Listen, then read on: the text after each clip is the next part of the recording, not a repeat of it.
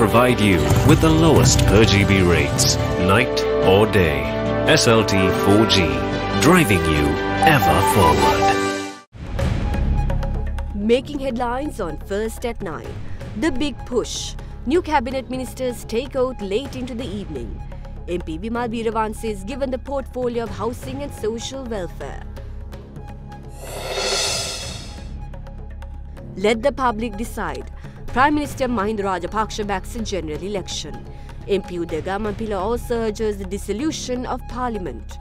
Therefore, we urge President to dissolve Parliament and let the people who are sovereign to decide whom should be their Prime Minister. Travel ban lifted. Court permits former Defence Secretary Gotabaya Rajapaksa to travel abroad for a month. Rethink the FTA. The Government Medical Officers Association says Premier Mahinda Rajapaksa promised to re-evaluate the free trade agreement with Singapore. He is ready to revisit and re-evaluate the situation with regard to Singapore free trade agreement.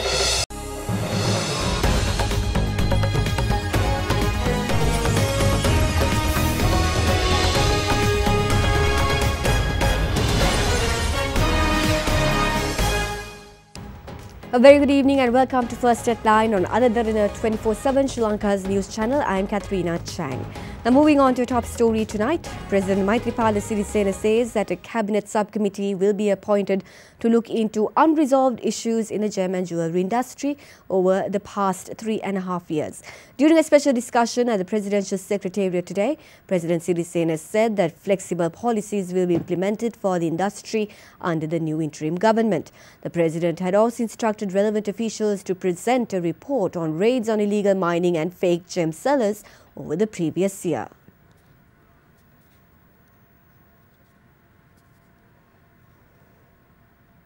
Prime Minister Mahinda Rajapaksa prefers to go before the people to get validation on the move to topple the unity government.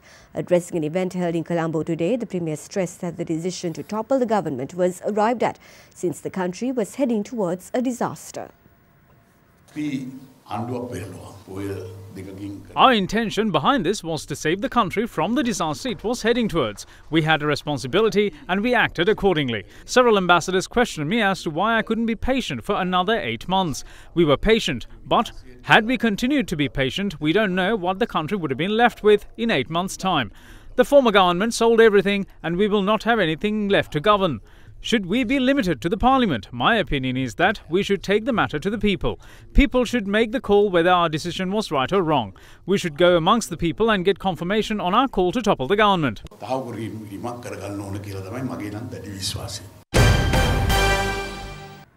Another round of ministerial appointments took place today, which saw Vimal Veeravansa taking oath as the Minister of Housing and Social Welfare before President Maithripala Sirisena. The latest appointment leaves the number of ministers in the cabinet at 22, while 23 state and deputy ministers have also been sworn in so far under the interim government. Parliamentarian of the United People's Freedom Alliance Vimal Veeravansa today took oath as the Minister of Housing and Social Welfare before President Maithripala Sirisena. With the latest appointment, 22 positions of the cabinet have been filled, while 15 state ministers and 8 deputy ministers have also been appointed. According to the 19th Amendment to the Constitution, the number of ministers in the cabinet is limited to 30, while the number of state ministers and deputy ministers are limited to 40, in a scenario when a national government is not in effect. That leaves 8 more cabinet ministerial positions vacant, while 17 state and deputy ministerial positions should also be filled. Meanwhile, the relevant subjects and the duties of ministers appointed under Article 43 of the Constitution have been issued by an extraordinary gazette. Accordingly, the Sri Lanka Police Department is brought under purview of the Ministry of Defence. The Central Bank, meanwhile, is gazetted under the Ministry of Finance once again. It was previously under the purview of the Ministry of National Policies and Economic Affairs, of which the minister was former Premier Ranil Wickremesinghe. Inclement weather continue to inconvenience and hamper day-to-day lives of the people. The low-pressure zone located in the vicinity of the southwest part of Sri Lanka is currently weakening and moving away from the island. Although this could bring some respite for the people, the system, however, is expected to bring heavy showers in several provinces of the island in the next 48 hours. The Disaster Management Centre advises the public as well as the naval and fishing communities to be vigilant over these developments and follow necessary safety instructions when required. The prevailing low-pressure zone over the southwest of Sri Lanka is currently weakening. Showers and thundershowers, however, are expected in the western, southern, Sabaragamuwa and central provinces during the next 48 hours as well. The Department of Meteorology warns of severe misty conditions in the areas of the western, Sabaragamuwa and central provinces during morning hours. Meanwhile, the Air Force personnel today managed to save a group of farmers who were caught in floodwaters after the banks of Nitthakayikulam tank in Mullaitivu breached yesterday.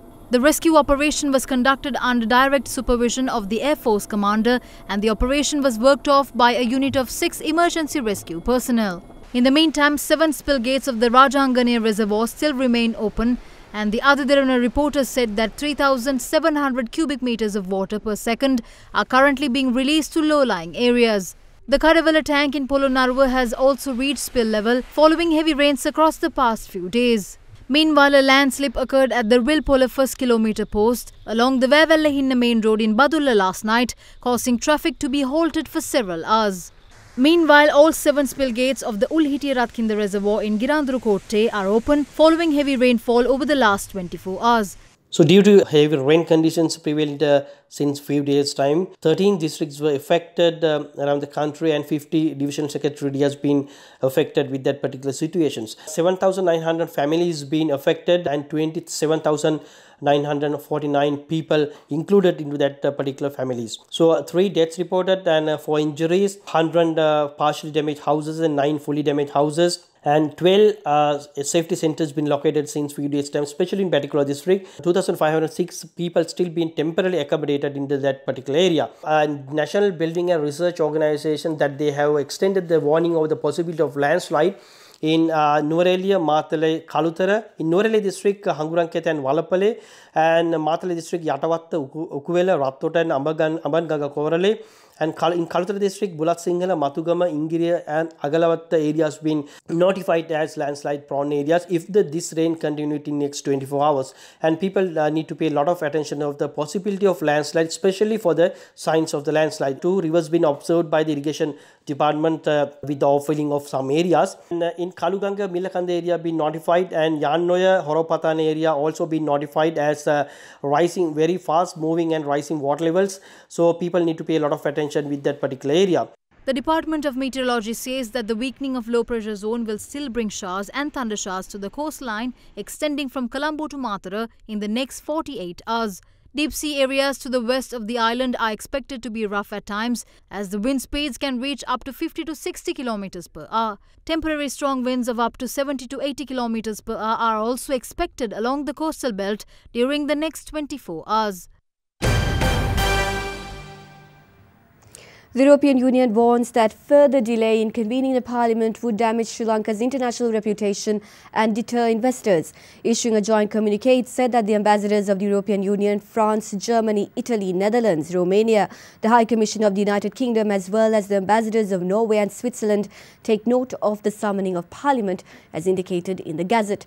It further says they consider it essential that the parliament be allowed to demonstrate its confidence by voting immediately when reconvened in order to resolve what they call the serious uncertainties currently facing the country. It goes on to say that any further delay could damage Sri Lanka's international reputation and deter investors. The communique concludes stating that respect by all stakeholders for the provision of the constitution will be important to maintain the confidence of the Sri Lankan people in democratic governance and the rule of law.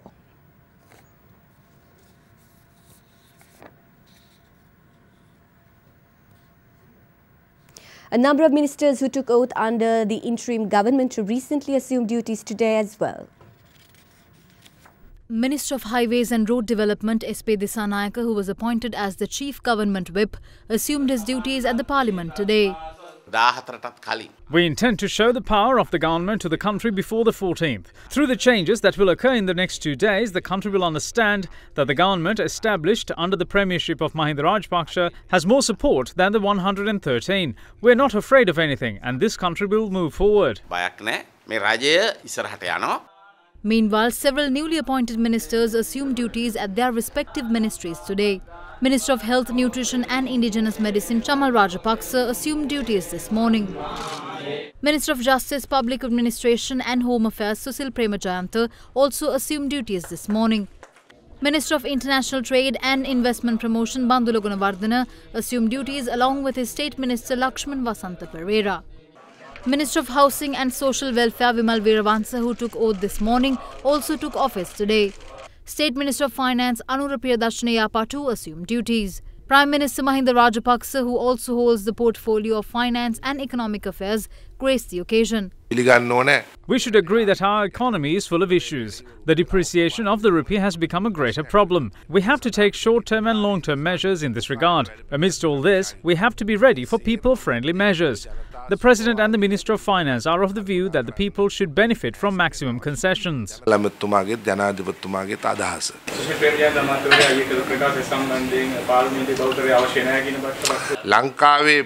to the Constitution, parliamentary majority is not required to appoint a Prime Minister, but it is required for parliamentary proceedings.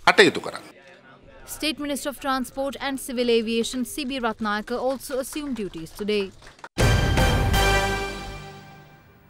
Former Prime Minister Ranil Wickremesinghe has expressed his willingness to reunite with President Maithripala Sirisena. Speaking to Indian newspaper The Hindu recently at Temple Trees, MP Wickremesinghe said that he has no problem working with the head of state. In an interview with Indian newspaper The Hindu at Temple Trees recently, former Prime Minister Ranil Wickremesinghe was asked whether he could still work with President Maithripala Sirisena. MP Wickremesinghe responded saying, quote, "I'll have no problem working with him. That's a question you must ask him. The Constitution doesn't make provisions for personal prejudices." Unquote. When asked about recalling the Parliament, the former Premier said that the Parliament's power is supreme and that is what the Speaker has upheld. MP Wickremesinghe was quoted saying that the delay in reconvening the Parliament worries him because it makes the country more unstable. When the former Premier was asked about the option of seeking the assistance of the courts, the response was, quote, "Even if you go to court, they will send you back to Parliament on this matter. We are different from yours." Unquote. The former Premier also told The Hindu that the cabinet might have to be reconstituted because some had left it and joined the new government. However, the Speaker has said the status quo, which existed prior to the regime change, will stand unless they prove the majority. The United National Party accuses the interim government of attempting to dissolve the parliament in an undemocratic and constitutional manner. Members of the UNP expressed these views at a media briefing held at the Temple Trees today. We suspect that they will dissolve the parliament in an unconstitutional and undemocratic manner. Some even say that they will run the government even with the minority power. If Mahinda Rajapaksa holds the majority, we wish him well and join the opposition. But if Prime Minister Ranil Wickremesinghe commands the majority, we request the President to support us so that we can move forward democratically. Illegitimate Minister of Justice Susil Premajayanta talked about nullifying anti-corruption high courts. We as a nation must be ashamed of this situation. Did President Maithripala Sirisena appoint this illegitimate Minister of Justice to follow principles of good governance or to let the corrupt walk free by getting rid of all the cases which were filed for years by officials at the Attorney General's office? They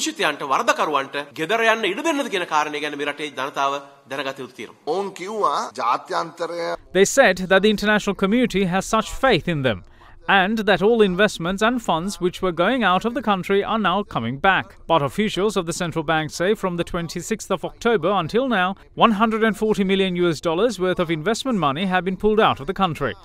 If our ratings go down, it brings a massive blow in the international market while dealing with paying back foreign debt for next year. In the meantime, Bandula Gunawarddena, before being appointed a fake minister, said that the Sri Lanka-Singapore Free Trade Agreement is all wrong and that it will be nullified once they come to power.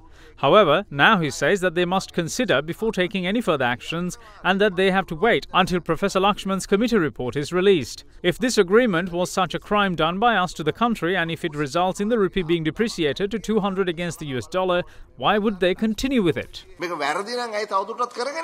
Meanwhile, Organisation of Truth Seekers filed a complaint with the service Tell IGP against former ministers, claiming that they are misusing ministry vehicles without returning them to relevant institutions. Minister SPD Sanak is confident that help of the Muslim Congress and the new Muslim Congress led by MP Rishad Badiuddin will be available for the new government. He expressed his views while addressing a media briefing held at the Government Information Department today. The United National Party and Ranil Wickremesinghe are attempting to remain in power. We have 104 now. The UNP only have 98. Therefore, it's us who have the majority. The TNA will not vote to make Ranil Wickremesinghe the Prime Minister. If they do, the TNA will be divided into 3. I'm confident that the Muslim Congress and the new Muslim Congress led by Rishad will join us. We have the ability to increase this number to 120.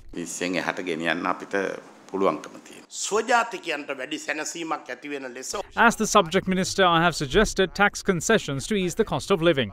I also hope to start a nationwide project with export-oriented zones in 5,000 villages. We can't cancel the Singapore Free Trade Agreement, just like what was done with the Port City and the Umayyah project. We will wait for the response of the Supreme Court. Leader of the Pivituru, Hela Urumaya, urges the President to dissolve Parliament and move for a general election, allowing people of the country to elect a Prime Minister of their choice. Parliamentarian GAMMANPILA called for the measure while addressing a media briefing held in Colombo this morning. At this moment, there is a hot debate in the country in respect of President's power to dissolve the Parliament.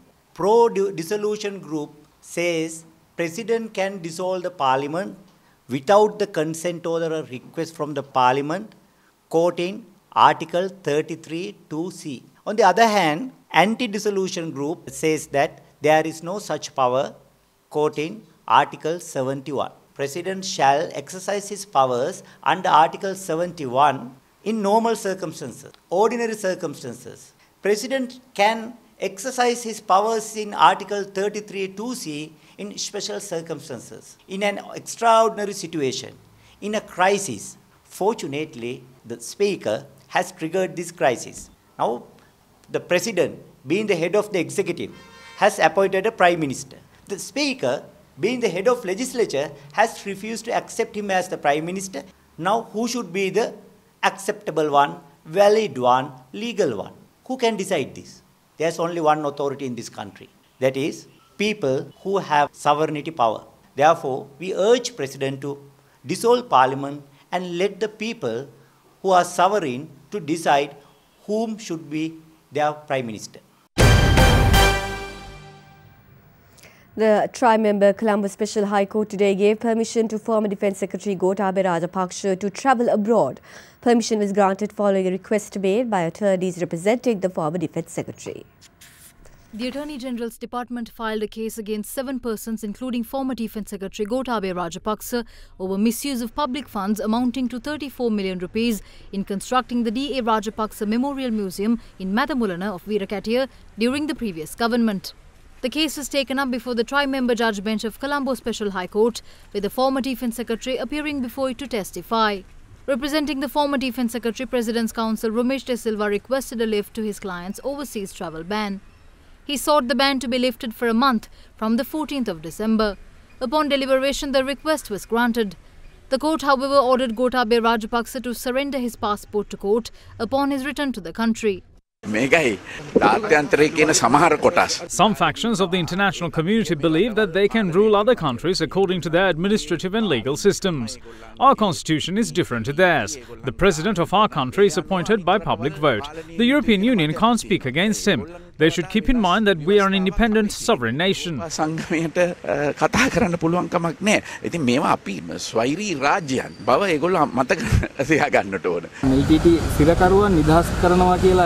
එහෙම එකඟවීමක් තියෙනවද TNA සංවිධානයත් එක්ක? We rehabilitated 13,000 LTT cadres after the end of the war and reintegrated them back into society.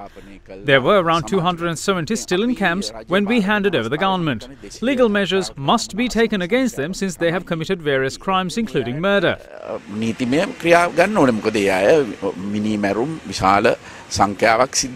ආවා කණ්ඩායම උතුරේ ජන ජීවිතය අඩාල කරමින් පසුගිය දිනවල ක්‍රියා කළා. It depicts weaknesses of the rule. None of them were there during my time. Government Medical Officers Association has met with the newly appointed Prime Minister Mahinda Rajapaksa today. Members of the GMOA says that Premier Rajapaksa had given them assurance on re-evaluating the Singapore-Sri Lanka Free Trade Agreement, which was signed by the previous government, despite the objections from several professionals and civil organizations.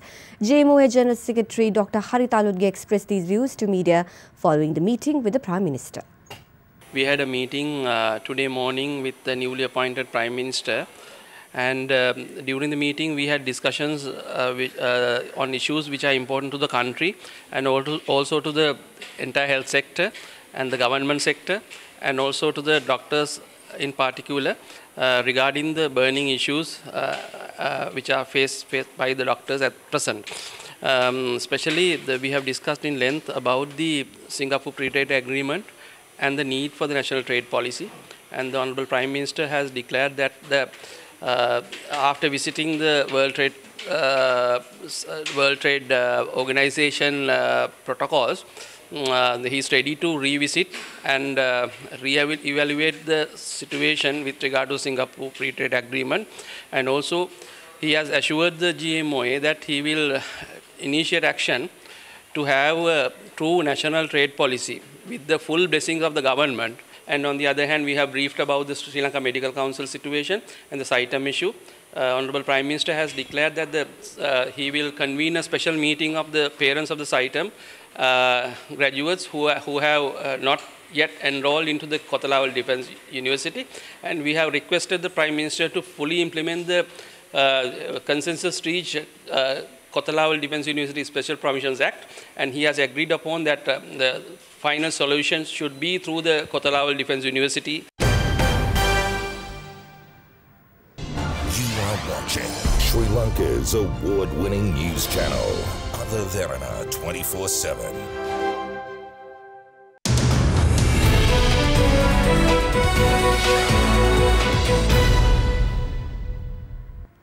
The central bank has released their predictions on average prices at the Colombo tea auctions for this year. According to report it is issued, the average price at the tea auction might edge down. According to a recently issued report, the central bank says that the average prices at the Colombo tea auction are projected to be 587.76 rupees per kilogram for 2018 compared to 620.44 rupees in 2017, down 5.3%. For the first 6 months of the year, the average tea price was 605.17 rupees, down 2.2% from last year. The report further says that the highest decline was recorded from medium-grown tea, which is 5.5%, followed by high-grown tea by 2.9% and low-grown tea by 1.7% during this period. In the meantime, the central bank says the tea prices have fallen even sharper, which would drag down the average from 620.44 rupees average in the first 6 months. In the meantime, the central bank says the tea prices have fallen even sharper, which would drag down the average from the 620.44 rupee average in the first 6 months. The average export price of tea increased 4% from a year earlier to 828.13 rupees per kilogram in the first 6 months of 2018. The central bank is projecting export prices to be 817.4 rupees for the entirety of 2018, an increase from 807.44 rupees a year earlier. The All-Share Price Index ended in green to 5,978.63 by 0.81% today. The market turnover was close to 1.3 billion rupees. We now have Stefan Diavis from NDB Securities for a detailed report on the trading floor. During the week, the ASPI lost 1.9%, mainly due to price losses in counters such as John Keells Holdings, Commercial Bank and Distilleries. Meanwhile, the S&P SL20 decreased by 3.6%. The average daily turnover for the week was down from last week to nearly 2 billion rupees. Diversified sector recorded the highest sector turnover during the week, whilst the second highest was seen in banks, finance and insurance sector. Furthermore, foreigners remained active for the week, closing as net sellers, where foreign sales accounted for 69% of the total weekly turnover. A net foreign outflow of nearly 3.9 billion rupees was recorded for the week. This resulted in the year-to-date net foreign outflow to increase to 17.6 billion rupees. Out of the weekly turnover, crossings accounted for nearly 19%, which was a lower proportion than last week. Let's now take a look at how the Sri Lankan rupee traded against other major currencies around the world.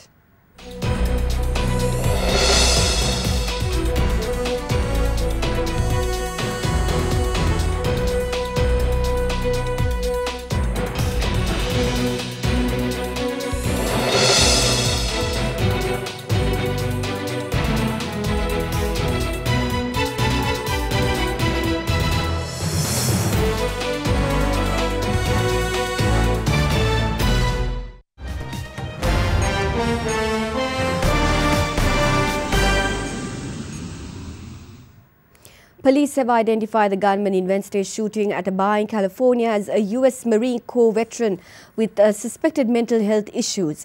At least 200 people were reportedly inside the Borderline Bar and Grill, which was hosting a student line dancing night, when the 28-year-old Ian David Long opened fire, killing 12 people. A mass shooting in the city of Thousand Oaks in Southern California on Wednesday left 13 people dead, including a police officer and the gunman, with more than 20 others injured. The gunman was identified as a 28-year-old former Marine named Ian David Long. Authorities believe the gunman shot himself after carrying out the killing spree at a bar in the city. Ventura County Sheriff Geoff Dean said his department has made contact with Long several times over the years, including a call to his home in April when it was believed he may have been suffering from poor mental health. The shooting began at 11:20 p.m. local time in Thousand Oaks, about 65 kilometers northwest of Los Angeles. Police say the suspect was dressed in black and forced his way into the bar after shooting the bouncer. A college country music night was underway when the suspect apparently threw a smoke grenade before opening fire, witnesses say. Police say he used a legally owned .45 caliber Glock semi-automatic handgun, which had an extended magazine that is illegal in the state of California. The extended magazine allowed the gun to carry more than its typical 11 bullet capacity. Police say they do not yet know how many shots were fired or whether the gunman reloaded. A study released in August by the Institute for Health Metrics and Evaluation at the University of Washington says the United States has one of the highest gun-related death tolls in the world due to lax gun control laws. Pollution levels in the Indian city of New Delhi has reached severe levels, prompting the government to impose a ban on commercial trucks from entering the city. India is forced to tackle a thick blanket of smog each year, while the World Health Organization says the country has 14 out of the 15 most polluted cities in the world. Trucks carrying various goods were stranded at New Delhi's borders today after the government banned their entry into the city to tackle the worsening pollution levels. The Indian government last night imposed a 3-day ban on commercial trucks from entering the city unless they are transporting essential commodities. The prohibition has come at a time when the air quality in the Indian capital reached a severe level post-celebration of Hindu festival of Diwali. Water sprinklers were also pressed into service to combat smog and dust. India's problems with smog extend far beyond Delhi, as according to the World Health Organization, the nation of 1.3 billion has 14 out of the 15 most polluted cities in the world. Every winter, a thick blanket of smog descends on large parts of India and people begin a losing fight against the frightening levels of pollution. Thousands land up in doctors' clinic with breathlessness, fill up hospital beds with lung problems, and many are forced to stay off school or work. You are watching Sri Lanka's premier news channel, Derana 24/7. Moving on to our weather forecast now. As mentioned earlier, the low pressure zone located in the vicinity of the southwest part of Sri Lanka is currently weakening and moving away from the island. However, it will bring showers and thunder showers to several provinces of the island, including the western, southern, Sabaragamu and central provinces over the next 48 hours. Meanwhile, deep sea areas to the west of the island are expected to be rough at times, as the wind speeds can reach up to 50 to 60 kilometers per hour.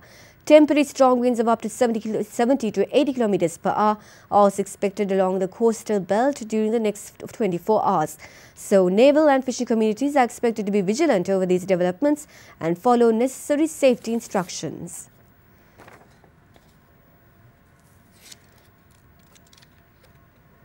Let's now take a look at a city-by-city forecast.